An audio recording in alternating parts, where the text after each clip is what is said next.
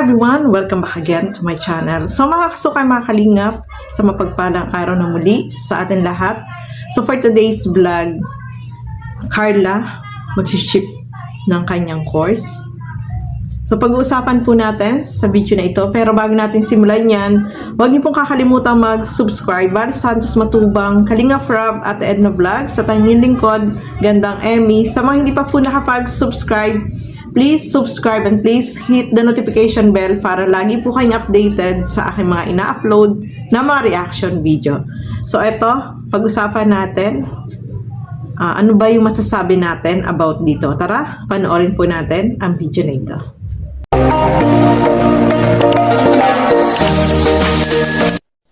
Maalala nyo noon, diba, ang unang kinuha ni Carla is nursing.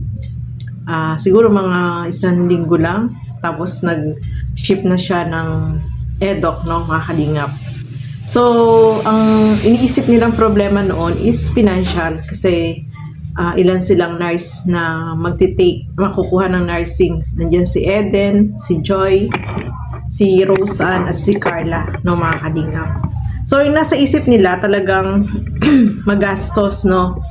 Iniisip nila siguro saan sila kukuha ng pang-sustain sa kanilang pag-aaral, no, mga kalingap. Kasi talagang kapag nursing is talagang malaki po yung tuition fee na babayaran, no. Madugo, no, mga kalingap. Tapos, syempre, yung mga kailangan nila kapag nursing ka talaga is yung financial talaga yung isipin mo, no, mga kalingap. Kaya nag-change itong si Carla ng course, naging EDOC.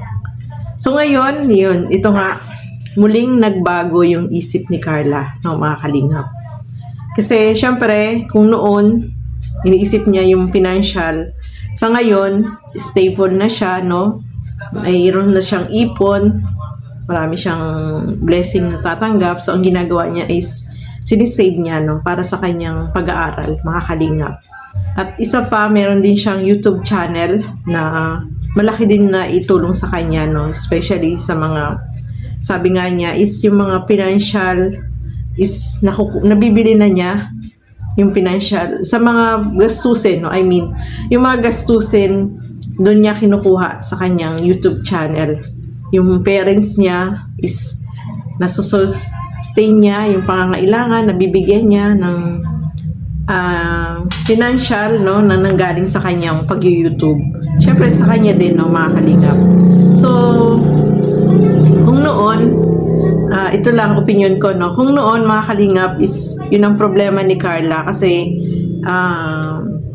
nursing talaga yung kukuhain niya dapat noon. Nagbago lang dahil syempre, yung financial na support at nalaman nila kung gaano kalaki yung tuition fee ng nursing, mga kalingap. So, kung maalala nyo, eto balikan natin noon, nung kinausap sila, kasama si Carla, yung kung magkano yung gastusin noon, mga kalingap. Talagang naiyak pa sila kasi iniisip nila, si Kalingap Rob, no? Kasi maraming pinapaaral si Kalingap Rob, hindi lang naman sila. So, naisip nila na magpalit na lang sila ng course sila ni Roseanne. Kaya, kinuha nila is education, no, mga kalingap. So, ngayon, may mga sponsor na gustong tumulong at nandiyan all the way yung support dito kay Carla. So, napag-isipan siguro ni Carla na ituloy na lang niya yung kanyang course na nursing. Kasi meron na naman siyang ipon. Meron naman siyang YouTube na pwede niyang pagkuhaan. Meron naman siyang iba pang source of income, kagaya ng The Velvet Box, no?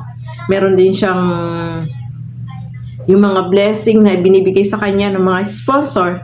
So, siguro, doon niya na, napagdesisyonan na itong nursing ay ituloy na niya, no? Kasi yung nursing po talaga is maganda, no? Although yung teacher is maganda rin, pero ang nursing kasi talagang kapag nag-abroad ka, no? Kapag nakapasa ka sa board, nag-abroad ka, talagang worth it naman po yung makukuha mo na sahod, mga kalingap. So, malaking tulong talaga yun sa family ni Carla, no? Kaya, na-realize niya na ito na siguro yung time para yung nursing is ituloy niya na i-take na niya, no, Kasi nasa first year pa lang naman po siya, no? Although, kung mayroong ilang units siya na hindi nakuha, pwede naman niyang kuhain as sa summer class, no? Pwede naman po yun, mga kalingap. At maganda rin yun, no? Na ipagpatuloy niya yung nursing kasi yun, kung yun talaga yung decide na course na gusto niya, why not na ituloy niya, no? At saka yung mga sponsor po ay nandiyan na magsusupport sa kanya, no, mga kalingap. So, tayo na mga nagsusupport kay Carla, mga viewer, mga sponsor na nagmamahal is, syempre, nakasupport din tayo kung ano yung gusto ni Carla, no, mga kalingap. Wag na ninyo pong isipin, sayang yung ipinasok niya nung first year. Wag na pong isipin nyo yun. Ang isipin natin, ito talaga yung gustong course ni Carla, kaya ito na yung talagang kinukuha niya na na course na gusto niya na makamit, no, mga kalingap. Yung mga sponsor ay nandiyan po, nakasupport all the way. Sabi nga nila is hanggang sa makatapos si Carla, is nandiyan sila na suportahan itong pag-aaral ni Carla. So, congrats kay Carla, no? Kasi talagang yung mga sponsor niya, yung the wig, ay nandiyan na nakasupport si Ma'am Mylene, si Ma'am Connie, si Ma'am Jenny ay talagang nandiyan para suportahan po itong course ni Carla na nursing, mga kalingap. So, suportahan na lang po natin, no? Huwag po tayong maging nega, mga kalingap. Dahil kung yan talaga yung gusto ni Carla is i-pursue niya yung kanyang course na nursing, no, mga kalingap. So, nandiyan lang po tayo nakasupport dito kay Carla. And syempre, nandiyan si Papa Joms, no, mga kalingap.